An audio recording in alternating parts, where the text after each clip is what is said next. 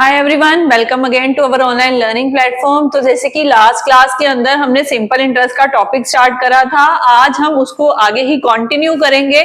और last class में मैंने आपको ये क्वेश्चन दिया था कि आप इसको सॉल्व करके रखना। So let's start with this question. इसमें क्या था कि कितने साल के अंदर अंदर 150 रुपीज जो है वो सेम इंटरेस्ट देंगे एट 8%, जितना कि 803 ईयर्स के अंदर 4.5% रेट के ऊपर आपको इंटरेस्ट देते हैं। ठीक है, तो बात समझ में आई। एक जगह 150 रुपीज के ऊपर लगने वाला इंटरेस्ट, दूसरी तरफ 800 के ऊपर लगने वाला इंटरेस्ट कब इक्वल होगा, कितने नंबर ऑफ ईयर्स में, ये आपको फाइंड आउट करना है। सो इस केस में आप क्या कर सकते हो, देखो सबसे पहले आपको ये याद होना चाहिए कि हम पीआरटी के साथ इस कंसेप्ट को सॉल्व करते हैं। तो ठीक है, तो मैं यहां से क्वेश्चन को उठा रही हूं कि अगर 800 की अमाउंट है प्रिंसिपल के अंदर एंड उस पे लगने वाला जो रेट है वो 4.5 है, क्योंकि 4.5 लिखा है तो 4.5 एंड उसके साथ जो नंबर ऑफ इयर्स हैं दैट इज 3, और अपोन में क्या आएगा, अपोन में 100, और ये डेसिमल को हटा के अगर हम नीचे 10 लगा दे तो it will be okay for us. So यहाँ पे हम 45 लगा देते हैं और 10 डेसिमल का नीचे लगाया हुआ है। सो यहाँ से जो इंटरेस्ट निकलेगा सबसे पहले वो कैलकुलेट कर ले वो कितना होगा। तो यहाँ हमने जब कटिंग करी तो हमारे पास यहाँ से निकल के आया 36 इंटू 3, तो 36 इंटू 3 करने पे हमारे पास आ जाता है यहाँ पे तो 108 रुपीज का हमारे पास इंटरेस्ट निकल आया, राइट। तो 108 रुपए का इंटरेस्ट मिलता है मुझे 800 रुपीज इन्वेस्ट करके। तो उन्होंने क्या बोला था, यही सेम इंटरेस्ट आपको 150 रुपीज के ऊपर चाहिए।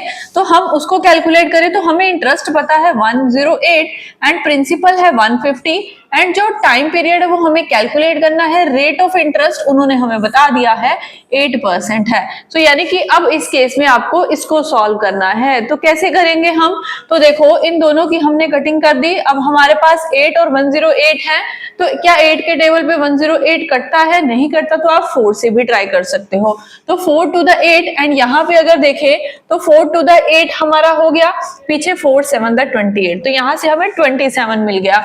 अभी 15 और 27 की कटिंग हम 3 के टेबल पे कर सकते हैं। आप चाहो तो अपने अकॉर्डिंगली भी कटिंग कर सकते हो। तो यहाँ से हमें 9 और 5 मिला, मैंने 5 और यहाँ को कैंसिल कर दिया, सॉरी यहाँ पे 2 आ गया और यहाँ पे भी 2 है।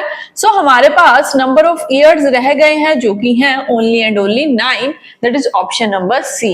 तो सी यहाँ पे आपका करेक्ट आंसर होगा, राइट। तो ये क्वेश्चन हमारा सॉल्व हो चुका है। आप चाहते हैं तो आप दोनों तरफ इक्वल लगा के भी कंसेप्ट कर सकते हो, नहीं तो आप 2 केस बना के उसके साथ भी इसका आंसर कर सकते हो। सो इसी के साथ let's move to the next question and the next question is what will be the ratio of simple interest earned by certain amount at same rate of interest for 6 years and that of 9 years। कहते हैं कि एक certain rate जो है वो लग रहा है और एक 6 साल का टाइम है, दूसरा 9 साल का टाइम है। तो आपको बताना है कि दोनों के ऊपर अर्न किया जाने वाला इंटरेस्ट रेशियो के अंदर कितना होता है। सो यू गेट दैट कि आपको यहाँ पे क्या निकालना है, रेशो निकालनी है, वो भी दोनों के इंटरेस्ट की। अभी दोनों के ऊपर प्रिंसिपल भी नहीं बोला, बट इतना बोला है कि सर्टेन अमाउंट के ऊपर आप लगा रहे हो, तो मैं दोनों तरफ क्या लगा दूं, पी ही लगा दूं, ठीक है ना। तो यहाँ इस केस में भी पी है क्योंकि हमें रेशो निकालनी है, इसलिए पीआरटी दोनों तरफ साथ में ही कैलकुलेट कर लेते हैं। अभी यहाँ पे आपके पास क्या है, रेट जो गिवन नहीं है, बट बोला है at same rate of interest, तो यहाँ पे भी आर है और यहाँ पे भी आर है। टाइम पीरियड यहाँ पे 6 इयर्स है और यहाँ पे 9 इयर्स है और अपॉन में 100, तो दोनों तरफ 100 लगाया। अब देखो क्या क्या कट हो सकता है, तो 100 पी पी आर आर सब जगह कैंसिल है, बच गया 6 और 9। तो दोनों की कटिंग करी तो आपके पास वैल्यूज निकल के आई 2 और 3। ये तो आपको कंसेप्ट से मैंने बता दिया कि 2 और 3 रेशियो कैसे आएगी। अभी देखो एग्जाम में आपको इतना करने की जरूरत नहीं है, कंसेप्ट क्लियर है। तो सीधी सी बात समझो कि अगर क्वेश्चन में बोला गया है कि ईयर्स ही गिवन है सिर्फ और सिर्फ, आपको प्रिंसिपल भी सेम है, रेट ऑफ इंटरेस्ट भी सेम है, उस केस में आपको कुछ भी करने की जरूरत नहीं है। जो 2 वैल्यूज हैं उन दोनों की कटिंग सेम टेबल पे कहाँ होती है, बस इतना कर दो और आपका आंसर आपके सामने होगा। यहां आप देख रहे हो किसी भी ऑप्शन में 2:3 नहीं है, इसीलिए राइट आंसर इस केस में नन ऑफ दीज होगा। और आपको कंसेप्ट समझ में आया कि कैसे हम इस क्वेश्चन को इजीली कर सकते हैं। जो भी रेशियो के बनाने के क्वेश्चन होंगे उनमें कुछ ना कुछ वैल्यूज आपकी इक्वल दी जाएंगी और दूसरी वैल्यू सिर्फ हम नंबर्स की हेल्प से भी निकाल सकते हैं। सो डन, इतना समझ में आया। अभी चलते हैं नेक्स्ट क्वेश्चन के ऊपर। ओके, सो एक और क्वेश्चन है यहाँ पे कि a sum of money at simple interest double in 7 years it will become, sorry यहाँ पे लैंग्वेज जो है वो गलत लिखी हुई है, स्पेलिंग मिस्टेक है यहाँ पे, 4 times in how many years।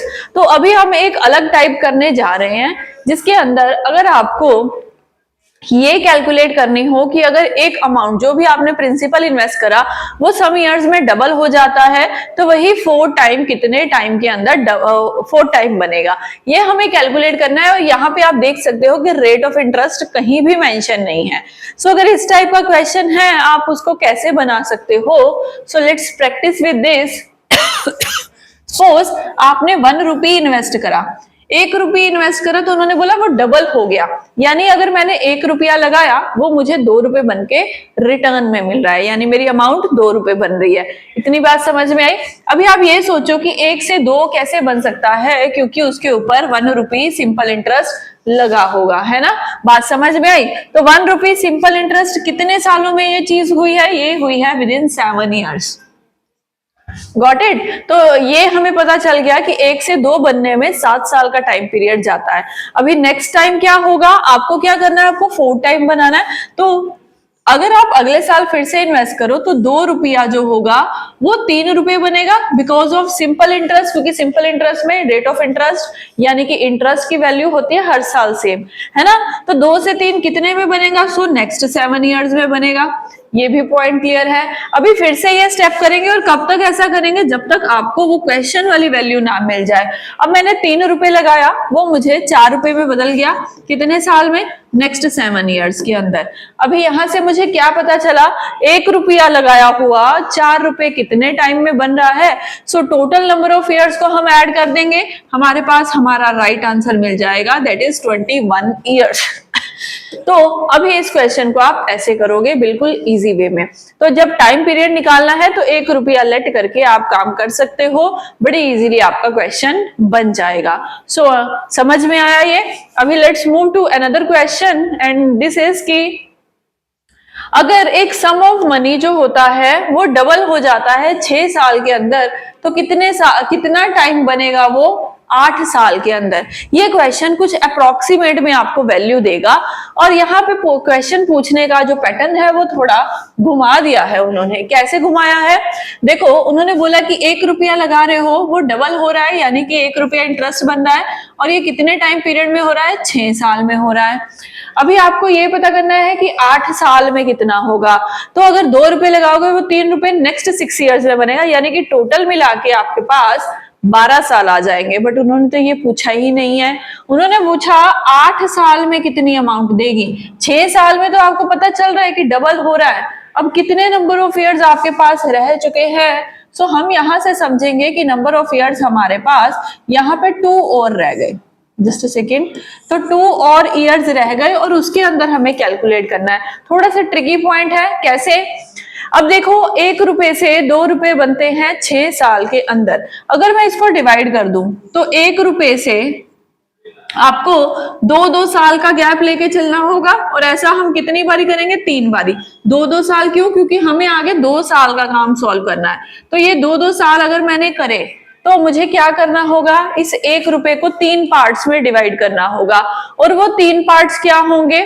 तो 1 रुपए का अगर मैं 3 से डिवाइड कर दूं तो 1/3 हो गया मेरे पास। तो यहाँ आपको 1/3 यानी कि हर बारी क्या हो रहा है? अमाउंट 1/3 से आ रही है। ये 1/3 कैसे आया इसको ध्यान से समझना। मेरा इंटरेस्ट है 1 रुपए का और मुझे 2-2 साल का अगर हिसाब लगाना है, टोटल मेरे पास 6 ईयर्स हैं, तो हर बारी मैं 1/3 से अमाउंट इंक्रीज करूंगी ना। तो 1 रुपए को मैं 3 पार्ट्स में डिवाइड करूँ, इसीलिए 3 से डिवाइड करा। तो हर बारी आपको 1/3 का इंटरेस्ट मिला होगा, तभी कुल मिला के आपका 1 रुपया बना होगा। आपको इन पैसा ये वैल्यू निकालने की कोई जरूरत नहीं है क्योंकि हमारे पास मिक्स्ड फ्रैक्शन के अंदर आंसर है। तो यही उन्होंने पूछा कि अगर आप अगली बारी लगाते हो यहाँ पे 8 साल के अंदर वो अमाउंट कितनी बनेगी, तो 8 साल के अंदर वो अमाउंट 1 रुपया फिर से मिलेगा ही मिलेगा, प्लस वो 1/3 भी उसको मिलना चाहिए। तो नेक्स्ट 2 इयर्स के अंदर अंदर वो 1/3 की अमाउंट ऐड करेगा। हमें यही पूछा था कि 8 साल में कितनी बनेगी, तो वो 8 साल के अंदर अंदर वो वैल्यू जो है वो खुद का 1/3 टाइम्स हो जाएगी। राइट, समझ में आई ये बात। तो नेक्स्ट ईयर आप 2 रुपए लगाओगे तो वो 2 1/3 होगी। अभी ये इसका कितने टाइम्स है, जैसे पिछले वाले केस में आपने निकाला था कि ये उसका 4 टाइम है, अभी ये इसका कितना टाइम है, तो 1/3 टाइम्स है। यही बात समझ में आई ना आपको। तो यहाँ पे हम राइट आंसर मार्क करेंगे ऑप्शन डी। सो डी यहाँ पे आपका करेक्ट आंसर रहेगा। अभी बात समझ में आई है? अगर आई है तो बड़ी अच्छी बात है, नहीं आई तो फिर से कंसेप्ट ध्यान से सुनो कैसे कह रही हूं मैं। जैसे पिछले केस में हम चलते हैं, अभी हम पिछले केस में फिर से चलते हैं एक बार इस क्वेश्चन को समझने के लिए कि यहाँ पे बोला था कि डबल हो रहा है, 1 से डबल हो रहा है 7 साल के अंदर। और आपसे क्वेश्चन जो पूछा गया वो टाइम पीरियड के रिगार्डिंग है। तो टाइम निकालने के लिए तो 2 + 1 करके 3, 3 + 1 करके 4 आपका यहाँ पे आंसर बना था। बिल्कुल सही। अभी यहाँ से 1 से 4 बनने में वो 4 टाइम हो रहा है ना, 1 × 4 कर रहे हो, है ना। ये बात समझ में आई। तो आपको यहां से मैं ये पॉइंट बताना चाह रही हूं कि जब आपने ये करा था कि 1 से 4 की वैल्यू, 1 से 2 बना था, 2 से 3 बना था, 3 से 4 बना था, तो ये इसका कितना टाइम है, तो आप बोलोगे 4 टाइम है। अभी यहाँ पे नंबर ऑफ इयर्स निकालने वाला क्वेश्चन था तो आपने इस पे ऊपर फोकस करा। बट नेक्स्ट क्वेश्चन में आपके पास क्या है वो मैं यहीं पे बता रही हूँ अब, कि 1 रुपया लगाया वो डबल हो जाता है कुछ समथिंग इयर्स में अंदर, जो थे 6 साल। अभी इसको 8 साल में कितना हो सकता है, सो हमने 2-2 साल का हिसाब लगा लिया।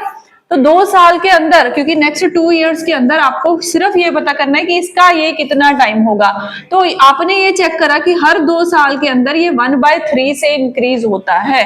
ये 6 को मैंने 3 पार्ट्स में कर दिया। तो बात समझ में आई। तो 1/3 से हर साल आपका इंटरेस्ट लगता है। ऐसा करते करते 6 साल के अंदर वो 1 रुपया बना के देता है। सो नेक्स्ट ईयर आपने क्या किया, आपने 2 रुपए इन्वेस्ट करे और उसके ऊपर 1 साल में लगने वाला इंटरेस्ट है 1/3। तो ये अमाउंट तो बन जाएगी 2/3। बट उन्होंने क्वेश्चन पूछा कि ये इसका कितना टाइम है, तो ये इसका 1/3 टाइम्स है, जो हमने यहाँ पे सॉल्व करा और हमारा आंसर बना। अभी बात समझ में आई है? तो ओके, ये अभी आप दोनों पॉइंट्स आपको पता चल चुके हैं। So let's move to the next question. The rate at which sum becomes 4 time of itself in 15 years. तो अभी आपको ये सेम क्वेश्चन है कि अगर कोई सम आपने इन्वेस्ट करा वो डबल हो जाता है कुछ नंबर ऑफ इयर्स में, तो उसके ऊपर लगने वाला रेट क्या है। तो 2 टाइप से क्वेश्चन बनता है, एक टाइम पीरियड से, दूसरा रेट के ऊपर क्वेश्चन बनता है। सो ऐसे क्वेश्चन को आप कैसे आंसर कर सकते हो, तो वही पीआरटी हम यूज करेंगे और लेट करेंगे कि हमने 1 रुपया ही इन्वेस्ट करा। 1 रुपया 2 रुपया बनता है, यानी कि 1 रुपया उसके ऊपर इंटरेस्ट लगा होगा। राइट, तो 1 रुपया अगर इंटरेस्ट लगा है उसके ऊपर, सो आगे हम क्या फाइंड आउट करेंगे, रेट। तो रेट के लिए हम यहाँ पे आर यूज कर दें और इयर्स के लिए हम यहाँ पे 15% लगा सकते हैं। तो जब हम इसको कैलकुलेट करेंगे हमारे पास जो वैल्यू बनेगी वो क्या बनेगी, यहाँ पे 2-4 ऑप्शंस नहीं है, 1 मिनट, यहाँ ऑप्शन ई है हमारे पास। तो रेट पता करने के लिए ये 3/20 बन गया। तो 3/20 का मतलब 20/3 होगा हमारा रेट परसेंटेज के अंदर। तो जब हम इसको कैलकुलेट करेंगे ये कुछ जाके हमारा बनेगा 6 का 18 होता है, तो 6 2/3% बनेगा। यहाँ पे ऑप्शन में कहीं नहीं है, सॉरी यहाँ मिस्टेक क्या हो गई, डबल नहीं है, 4 टाइम है। सो प्लीज करेक्ट इट, मेरे से मिस्टेक हो गई। यहाँ पे आपको उन्होंने ये नहीं बोला कि डबल है, उन्होंने बोला है 4 टाइम है। So let correct it. तो रेट आ गया, टाइम पीरियड हमारे पास 15 ईयर्स का ही है, और ये वैल्यू अगर 4 होती है तो इंटरेस्ट की वैल्यू 3 रहेगी। अभी करेक्ट है। सो ये 3 और ये 5 पे गया हमारा, ये नीचे गया 20 पे। तो आपको रेट पता चल चुका है 20% का। सो हमारा रेट यहाँ पे ऑप्शन डी है, दैट इज 20। सी और डी में कंफ्यूज मत हो जाना, उन्होंने गलती से दोनों पॉइंट साथ में लिख दिए। सी मार्क कर दो चाहे डी कर दो, हमारा answer 20%। Sir please correct it. And इस क्वेश्चन को समझ चुके हो तो चलते हैं नेक्स्ट क्वेश्चन पे। हाँ जी, एक और बहुत प्यारा क्वेश्चन कि a sum of money becomes 7/6 of itself in 3 years at certain rate of interest, so find the rate। अभी इस क्वेश्चन में क्या बोल रहे हैं, आपने कुछ इन्वेस्टमेंट करी है, वो डबल ट्रिपल 4 टाइम ना होके उसी का ही 7/6 हो जाती है, कितने टाइम में, 3 साल के अंदर अंदर, so find the rate of interest. अभी देखो आपने मेरी जितनी भी क्लासेस लगाई हैं, मैंने आपको क्या बोला है, 7/6 जब भी आपके पास कोई फ्रैक्शन हुए, आपने सिर्फ और सिर्फ वैल्यू समझनी है कि फ्रैक्शन के आगे और पीछे लिखी हुई लाइन क्या है, उसी से ही हम अपनी रेशियो फॉर्म कर लेते हैं। और हमें यहाँ पे परसेंटेज में पूछा है, इसलिए जो रेशियो बनेगी उसी से ही हमारा क्वेश्चन हो जाएगा, है ना। तो यहाँ उन्होंने लिखा था कि सम ऑफ मनी बिकम्स मतलब अमाउंट, तो यानी कि जो 7/6 फ्रैक्शन के आगे वर्ड लिखा है दैट इज अमाउंट, वो हम फ्रैक्शन में लगने वाली ऊपर वाली वैल्यू जिसको हम न्यूमरेटर बोलते हैं उसको देंगे, है ना। और इसके बाद जो फ्रैक्शन के बाद लिखा है ऑफ इटसेल्फ यानी कि प्रिंसिपल, तो जो नीचे वाली वैल्यू है उसको हम पी देंगे यानी कि प्रिंसिपल वर्ड देंगे। तो अगर मैंने 6 रुपए इन्वेस्ट करे तो वो मुझे 7 रुपए बन के मिलते हैं 3 साल के अंदर अंदर। अब बन गई आपकी रेशो, आपको कोई दूसरा मेथड नहीं लगाना, यहीं से ही हमारा क्वेश्चन का सॉल्यूशन हमें मिल चुका है। अगर मेरा प्रिंसिपल 6 रुपए है, मुझे रेट ऑफ इंटरेस्ट नहीं पता, टाइम पीरियड पता है 3 साल का, और यहाँ मेरे पास जो इंटरेस्ट है वो है 1 रुपए का, है ना। 1 रुपए का है क्योंकि 7 रुपए तो अमाउंट है।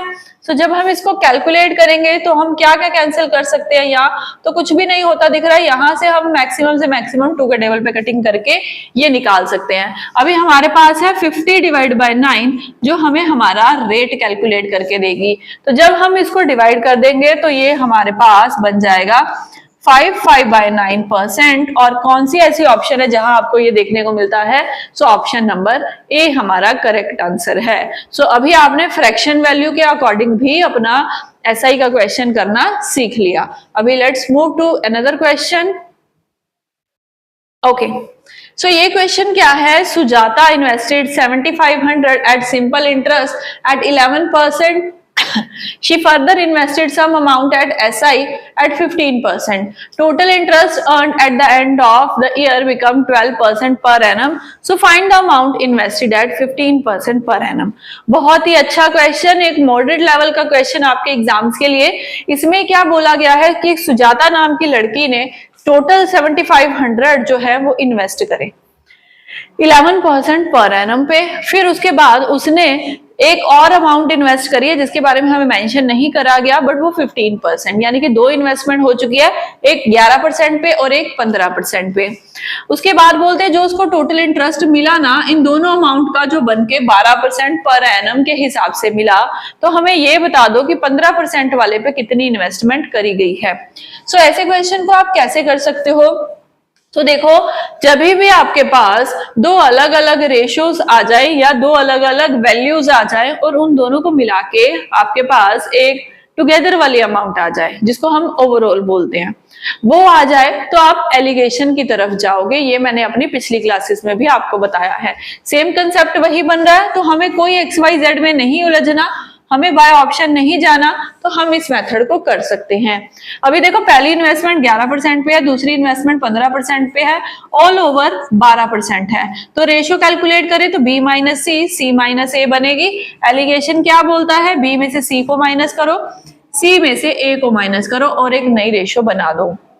B माइनस C तो 15 माइनस 12 करेंगे हम, और दूसरी तरफ हमारे पास C माइनस A यानी कि 12 माइनस 11 है। यहाँ से 3 है, यहाँ से 1 है, मुझे मेरी रेशो मिल चुकी है 3:1। अभी यहाँ वो बोलता है कितनी इन्वेस्टमेंट की है उसने, 15%, यानी कि यहाँ 1 पे आपको निकालना है। अब अगर यहाँ से रेशो समझ आ चुकी है तो आगे हम क्या करते होते हैं, हमारे पास रेशो है, इस रेशो के अंदर अगर आपको किसी एक की पर्टिकुलर वैल्यू पता है, हम उसको अप्लाई करके और उसकी रेशियो भी हमें पता है, कॉमन मल्टीपल निकालते हैं और दूसरी वैल्यू बड़े अच्छे से आंसर कर सकते हैं। वही पॉइंट यहाँ पे यूज करेंगे। तो ये वैल्यू है 7500, कॉमन मल्टीपल है आपके पास 1500। अगर ये 1500 का मल्टीपल है, ये भी 1500 का मल्टीपल, हमने मल्टीप्लाई कर दिया तो हमारे पास जो अगली इन्वेस्टमेंट है जो 15% पे करी गई है उसकी वैल्यू निकल आई, दैट इज 1500 रुपीज। तो था ना ये इजी क्वेश्चन। और ऑप्शन में ये आपसे पूछा गया था, जस्ट अ सेकेंड, कुछ गड़बड़ हो चुकी है यहाँ पे भी, तो 2500 के हिसाब से करे तो 2500 की इन्वेस्टमेंट करी है। तो ऑप्शन बी यहाँ पे आपका करेक्ट आंसर रहेगा। अब आया समझ में? इतना बड़ा क्वेश्चन, इतनी लंबी लंबी लाइंस का क्वेश्चन हम बड़े इजीली बना सकते हैं अगर आप शुरू से लेके ही मेरी क्लासेस को अटेंड कर रहे हो। तो ये मेथड आपको भी बड़े अच्छे से क्लियर हो गया होगा। नहीं करी कोई बात नहीं, अगर आप नए हो चैनल पे तो चैनल को सब्सक्राइब कर लो, लाइक कर दो इस वीडियो को, और जो भी इसकी प्लेलिस्ट है वो आपको मिल जाएगी इसके नीचे डिटेल के अंदर, ठीक है। तो आप उस प्लेलिस्ट पे जाके अपने पिछले चैप्टर्स भी कवर कर सकते हो, और उनको कवर करने के बाद आप भी यही बोलोगे कि हाँ जी, हर क्वेश्चन बनाना इजी है और हर क्वेश्चन रेशियो परसेंटेज की हेल्प से बड़े इजीली बनाया जा सकता है। इसी के साथ चलते हैं हमारे नेक्स्ट क्वेश्चन पे। तो एक और क्वेश्चन जहां आपको बोला जा रहा है कि simple interest on a certain amount is 9/16 of the principal. अभी क्या बोला उन्होंने कि सिंपल इंटरेस्ट जो है किसी सर्टेन अमाउंट के ऊपर वो 9/16 है उसके प्रिंसिपल का। तो यहां से आपको रेशो मिल जाएगी।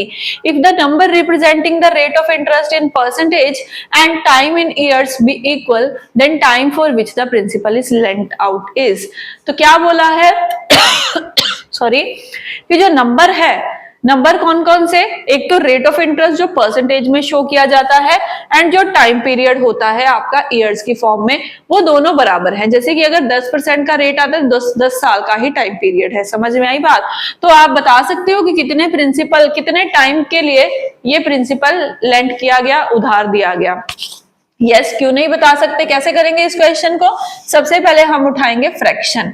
फ्रैक्शन में आपने फिर से देखना है simple interest on a certain amount, यानी कि ऊपर वाली लाइन इंटरेस्ट को शो कर रही है, और ऑफ द प्रिंसिपल यानी कि नीचे वाला जो नंबर है ये प्रिंसिपल को शो कर रहा है। तो हम रेशो बना दें, तो इंटरेस्ट है मेरा 9 और प्रिंसिपल है मेरा 16, और इसके आगे चले तो रेट और टाइम दोनों बराबर है, तो मैंने दोनों को आर नाम दे दिया। आप दोनों को टी नाम भी दे सकते हो, वैल्यू सेम ही रहेगी। तो अगर इसको कैलकुलेट कर दे तो हमारे पास क्या बनता है, हमारे पास बनता है 9 × 100/16। अब आप बोलोगे कि इसको कर दो मल्टीप्लाई और फिर डिवाइड बाय 6 करके स्क्वायर रूट कर देना है, क्योंकि आर स्क्वायर की वैल्यू आएगी ना वहां से। मैं बोलती हूँ इससे भी अच्छा एक तरीका है। आपको पता है ये 9 है, 9 किसका स्क्वायर होता है, तो वो 3 का स्क्वायर होता है। 100 किसका स्क्वायर होता है, 100 10 का स्क्वायर होता है। 10 को स्क्वायर करेंगे तो 100 मिलेगा। ऐसे ही 16 अगर देखना चाहे तो वो 4 का होता है। तो यहाँ से डायरेक्ट हमें आर की वैल्यू मिलेगी। अभी यहाँ पे इसको कैलकुलेट कर दो, 30 डिवाइड बाय 4 करेंगे तो 4 7 28, पीछे आपका 2 रह गया, तो 2 डिवाइड बाय 4 करेंगे तो हमारे पास फिर से 1/2 ही रहेगा। सो यहां से हमें आंसर मिल गया 7 1/2 ईयर्स, यानी कि 7.5 साल है और 7.5 ही रेट ऑफ इंटरेस्ट है आपका। समझ में आया? अब ये क्वेश्चन वही वैसे ही बनाया जैसे पिछले क्वेश्चंस कर रहे हैं, ठीक है ना। और आगे चलते हैं, अब फर्दर एक और क्वेश्चन देख लेते हैं।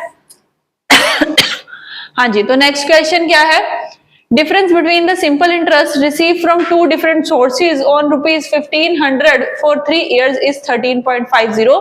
Find the difference between their rate of interest. अभी एक ऐसा क्वेश्चन है जहां आपको बोला जा रहा है अगर आपके पास एक प्रिंसिपल है 1500 रुपए 3 साल के लिए, अगर उस पे ऊपर 2 अलग अलग रेट्स लग जाए ना, तो दोनों के बीच में जो इंटरेस्ट का फर्क आता है, जो डिफरेंस आता है, वो 13.50 रुपए का आता है। So you have to find difference between their rate of interest. So कैसे निकालेंगे? 2 केस बनेंगे जहां भी आपका प्रिंसिपल रहेगा 1500 रुपए दोनों केस के अंदर।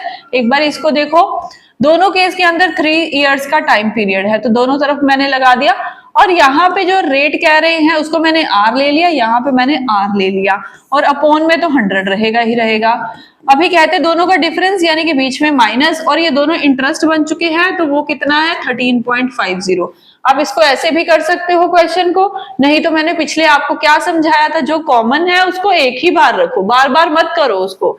सो अगर इसको सॉल्व करें तो 1500 × 3 मैंने कॉमन कर लिया। अभी दोनों में रेट का डिफरेंस है तो r - r अपॉन 100 कर दिया। यहाँ डिफरेंस कितना है 13.50, 1350 और नीचे 100 लगा दिया। बिल्कुल इजी वे में हम जाएंगे, कोई हमें बर्डन नहीं लेना, कोई प्रेशर लेके काम नहीं करना। ये चीज आपको समझ में आई? तो दोनों तरफ 100 और 100 कैंसिल हो गए, और कटिंग करें तो ये जाता है 3 के टेबल पे 4 पे और 5 पे, और ये पीछे एक 0, तो ये 0 इससे कैंसिल हो रही है। अब हम इनको 15 के टेबल पे ही कट कर देते हैं सीधा, तो ये 10 पे गया और ये हमारा 3 पे गया। अभी मेरे पास कुछ भी नहीं बचा, मेरे पास है 10, r माइनस आर, दूसरी तरफ है 3। तो क्या करना चाहिए? तो हम इस r माइनस आर को सॉल्व करने के लिए 3 और ये 10 वहां ले जाते हैं, तो अपॉन 10 आ जाएगा। तो r माइनस आर जब आपने सॉल्व करा वो कितना आया? 0.3% आया। यही क्वेश्चन की डिमांड थी। हो गया ना? तो या तो इसको डिटेल में कर लेते, क्योंकि हमें तो ये पता चल गया है कि बार बार इस काम में नहीं फंसना, तो हम इस तरीके से अपना आंसर कर सकते हैं। डन? समझ में आया? ओके। होप कि आज के क्वेश्चंस आपको समझ में आ रहे होंगे, इजी लग रहे होंगे। अब ये सिंपल इंटरेस्ट के कई सवाल जो आपके एग्जाम में पूछे जाते हैं और हमें डिफिकल्ट लगते हैं। एक और क्वेश्चन है यहाँ पे आपके पास, जिसके अंदर बोला गया कि a person invest money in 3 different schemes, 6 साल, 10 साल, 12 साल के लिए 10%, 12% सॉरी एंड 15% पे उसने इन्वेस्टमेंट करी है। At the completion of each scheme, he get the same interest. So find the ratio of the investment. अभी यहाँ पे आपको प्रिंसिपल की रेशियो निकालनी है, जहां आपको उन्होंने टाइम पीरियड भी दे दिया, उन्होंने रेट ऑफ इंटरेस्ट भी दे दिया, और बोला है कि सबके केस में इंटरेस्ट बराबर होता है। सो इस क्वेश्चन को मैं आपके लिए होमवर्क में छोड़ रही हूं। अब इस क्वेश्चन को फटाफट से कंप्लीट करना और मुझे नीचे कमेंट बॉक्स में इसका आंसर बताना। वहां हम चेक करेंगे कि किन किन स्टूडेंट्स को ये कंसेप्ट समझ में आया और किन किन के आंसर सही बनते हैं। सो इसी के साथ अभी ये क्वेश्चन आपने नोट कर लिया होगा, देख लिया होगा। हम चलते हैं हमारे आज के लास्ट क्वेश्चन के ऊपर। यहाँ पे क्या पूछा जा रहा है? Find the amount to be received after 2 years 6 months। अभी यहाँ पे जो टाइम पीरियड दिया है वो थोड़ा ऐसा है कि 2 साल 6 महीने के बाद at the rate of 5% per annum of simple interest on sum of ₹3200। आपको कुछ नहीं करना आपके पास एक प्रिंसिपल है 3200, जिसके ऊपर लगने वाला जो रेट है वो 5% है, और टाइम पीरियड जो दिया गया है वो 2 साल 6 महीने का है। तो आपको इंटरेस्ट कैलकुलेट करना है, फिर आप अमाउंट कैलकुलेट करोगे। तो कैसे करें इस क्वेश्चन को? अभी देखो, सबसे पहले आपके पास 3200 प्रिंसिपल है, आपके पास जो रेट है वो 5% है, टाइम पीरियड उन्होंने बोला 2 साल 6 महीने। तो हम क्या करें, इसको हम ईयर्स में कन्वर्ट कर देते हैं। तो 2 साल तो 2 साल ही है, 6 महीने को अगर मैं ईयर्स में कन्वर्ट करूं तो 6/12 होगा, राइट। तो अगर इसकी कटिंग करी तो ये 1/2, और जब मैंने सॉल्व करा तो ये कितने बन गए? 5/2 ईयर्स बन गए। हम यहाँ पे 5/2 ईयर्स को लगाएंगे, तो 5/2 ईयर्स लगा दिए और परसेंटेज लगाएंगे, और यहाँ पे हमारे पास इंटरेस्ट निकल के आएगा। अब चलो कैलकुलेट करें फटाफट से। तो जब हमने इसको करा तो 16 × 5 80 × 5 करेंगे तो 400। देखो, इसको डायरेक्ट कभी मत मल्टीप्लाई करो, ये तो एक छोटी सी वैल्यू है, फिर भी तो आप अगर तोड़ तोड़ के मल्टीप्लाई करना शुरू करोगे तो आपको ज्यादा काम कैलकुलेशन के ऊपर नहीं करना पड़ेगा। 16 × 5 80, 80 × 5 400, है ना। तो हमने जब इसको सॉल्व कर दिया, इंटरेस्ट निकल आया है हमारा 400 2 साल 6 महीने के बाद, यानी कि 2.5 साल के बाद। अब आगे अगर इसको हम देखें तो हमारा इंटरेस्ट है ये, तो अमाउंट निकालने के लिए 3200 जो हमारा प्रिंसिपल है प्लस दैट 400, तो यानी कि हमारी अमाउंट बन जाएगी 3600। तो 3600 हमारा यहाँ पे करेक्ट आंसर है, जो कि पड़ा है ऑप्शन नंबर सी में। ठीक है, तो आज के हमारे क्लास के क्वेश्चंस हो चुके हैं सॉल्व। होप आपने सिंपल इंटरेस्ट के इस टॉपिक को बड़े अच्छे से समझा होगा। फर्दर आप क्वेश्चंस अब कितने भी निकल आए, कितने भी डिफिकल्ट निकल आए, हम उनमें से भी निकलने का सॉल्यूशन निकाल चुके हैं। आप फ्रैक्शन को रेशियो बना के कर सकते हो, आप दूसरे क्वेश्चंस भी आप बड़े अच्छे से सॉल्व कर सकते हो। तो इसी के साथ अब मिलेंगे अपने नेक्स्ट लेक्चर में, जहां हम कंपाउंड इंटरेस्ट का टॉपिक डिस्कस करेंगे। तो तब तक इस चैप्टर को प्रिपेयर करके रखना, इस चैप्टर के इस पार्ट को। ठीक है, मिलेंगे अपनी नेक्स्ट वीडियो में। Till then, thank you everyone.